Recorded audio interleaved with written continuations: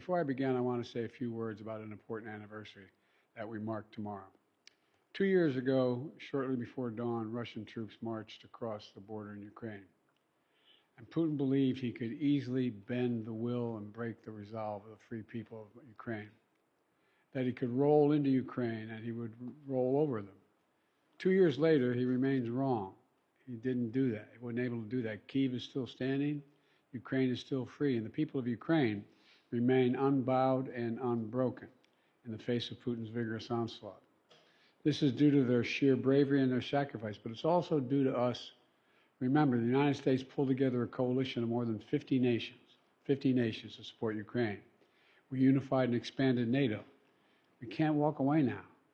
And that's what Putin is betting on. He's betting on we're going to walk away. That's why I'll be speaking to the G7 folks, so some of the heads of the European Union and NATO today. That's why I'm announcing more than 500 new sanctions in response.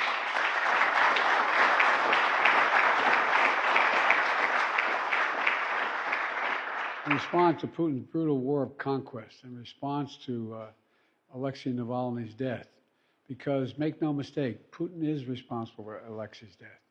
Yesterday, I met with Alexei's wife and daughter in California, where his daughter attends college. Alexei was an incredibly courageous man. His family is courageous as well. I assured them his legacy will continue to live around the world, and we in the United States are going to continue to ensure that Putin pays the price for his aggression abroad and repression at home.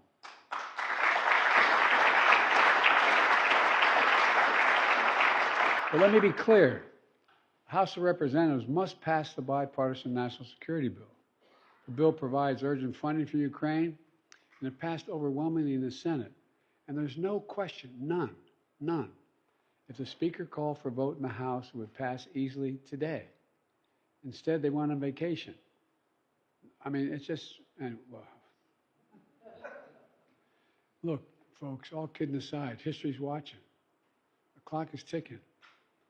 Brave Ukrainian soldiers and civilians are dying. Russia is taking Ukraine territory for the first time in many months.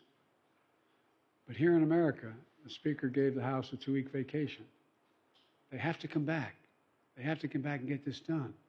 Because failure to support Ukraine in this critical moment will never be forgotten in history. It will be measured, and it will have impact for decades to come. And I want to thank all you governors here and I urge you, if you agree with me, and many of you do, to urge your congressional representatives to force this bill to be brought up. America can be, to prove, America can be relied upon. America stands up for freedom. We never bow to anyone, particularly Putin.